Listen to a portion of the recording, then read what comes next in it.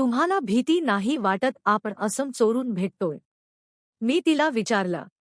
त्यावर ती फक्त हसली आणि म्हणाली, भीती वाटते तेव्हाच तर माणूस जिवंत असतो.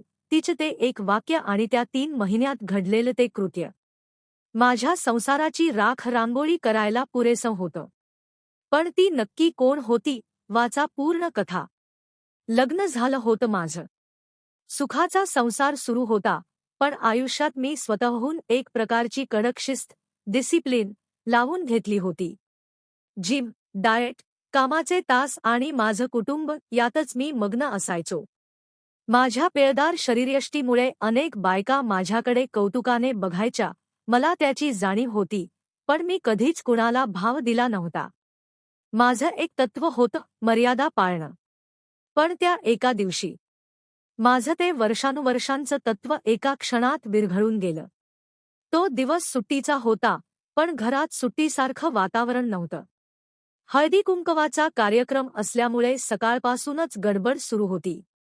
घराच्या उंबरठ्यावर सुबक रांगोळी काढलेली होती, दाराला झेंडूच्या फुलांचं तोरण होतं आणि हवेत अत्तराचा, उदबत्तीचा आणि मोगऱ्याच्या गजायांचा एक संमिश्र, हवाहवासा वाटणारा दरवळ भरून राहिला होता. मी या सगळ्या गजबजाटात स्वतःला थोड लांबच ठेवलं होतं. हॉलच्या एका कोपऱ्यात, खिडकीपाशी उभा राहून मी चहाचा कप ओठांना लावला होता.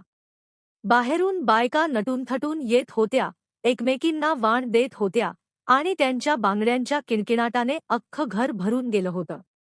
मी तिथूनच बाहेरच्या सावळ्या उन्हाकडे बघत होतो, स्वतःच्याच जगात, स्वतःच्याच डिसिप्लिनमध्ये. तिने उंबरठा ओलांडला आणि जणू हॉलमधला प्रकाश थोडा बदलला. तिने पिवळ्या धमक रंगाची सिल्कची साडी नेसली होती. तो पिवळा रंग तिच्या गव्हाळ वर्णावर उठून दिसत होता. इतर सर्व बायकांनी परंपरेप्रमाणे केसांचा घट्ट अंबाडा घातला होता, पण तिने आपले काळेभोर, लांब सडक केस खांद्यावर मोकळे सोडले होते. ते केस तिच्या चेहऱ्यावर वारंवार येत होते आणि ती अत्यंत नजाकतीने ते मागे सारत होती. ओठांवर लावलेली ती फिकट गुलाबी लिपस्टिक आणि कपाळावरच छोटंसं कुंकू. तिचं रूप साधं होतं, पण कमालीचं ओढ लावणारं होतं. वय असेल साधारण 35च्या आसपास. ती माझ्या आईजवळ गेली, तिच्या पाया पडली, हसून काहीतरी बोलली. पण त्या हसण्याकडे मी जेव्हा निरखून पाहिलं, तेव्हा मला जाणवलं की ते केवळ ओठांवरचं हसू होतं. डोळ्यात मात्र एक गूढ शांतता होती, जणू काहीतरी खूप खोल दडलं होतं. मी चहाचा घोट घेणार इतक्यात तिने मान वळवलं. 1 सेकंद, 2 सेकंद, 5 सेकंद. काळ जणू तिथेच थांबला. हॉलमधला तो गोंधळ, बायकांचे आवाज, ते सगळं अस्पष्ट झालं. मला फक्त तिचे ते 2 गड्ड डोळे दिसत होते. मी संकोचाने नजर वळवली, खिडकीबाहेर बघू लागलो. पण मला माझ्या पाठीवर तिची नजर टोचत होती. तिने माझ्याकडे बघणं सोडलं नव्हतं. माझं हृदय नेहमीपेक्षा जास्त वेगाने धडधडू लागलं होतं. थोड्या वेळाने आई कामात गुंतली आणि ती संधी साधून माझ्या दिशेने चालत आली. ती जशी जवळ आली, तसा तिच्या अत्तराचा एक मंद, मोहक वास माझ्या नाकात शिरला. सुंदर घर आहे तुमचं, ती अगदी जवळ येऊन म्हणाली. तिचा आवाज रेशमासारखा मऊ होता. मी वळून तिच्याकडे पाहिलं. ती घराच्या सजावटीकडे किंवा भिंतींकडे बघत नव्हती.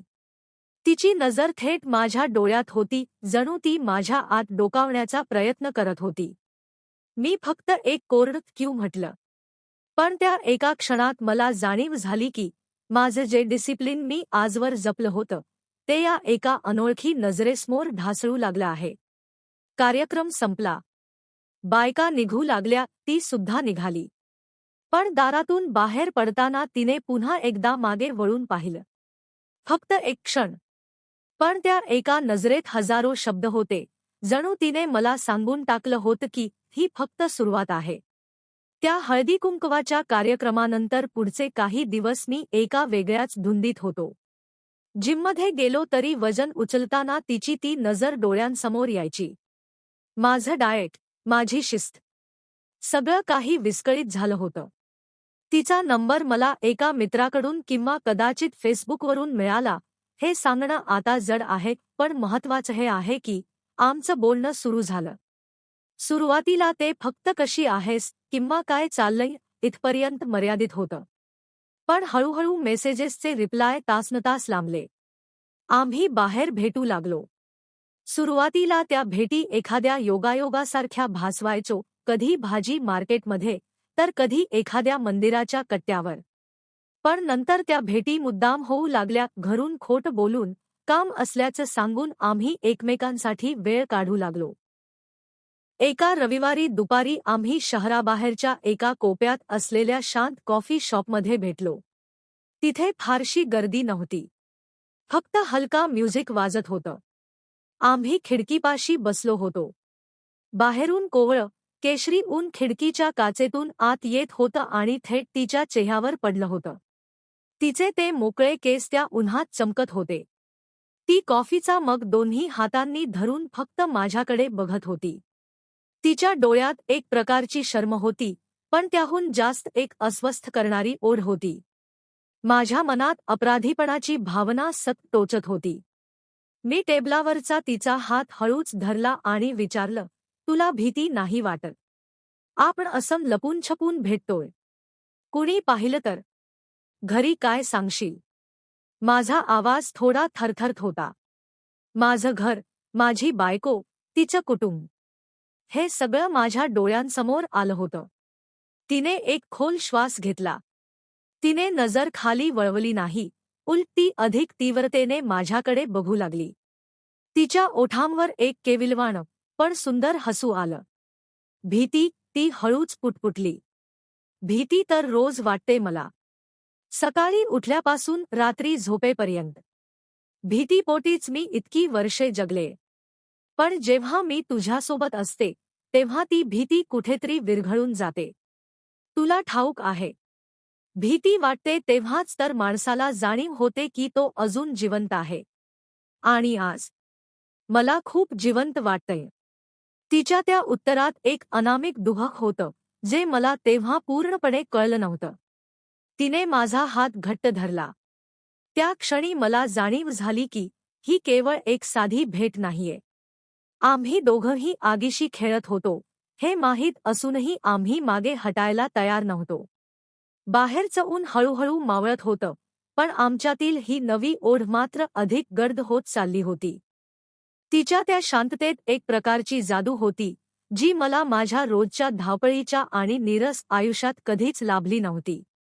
ती मला समजून घेत होती, मला जज न करता माझं बोलणं ऐकून घेत होती.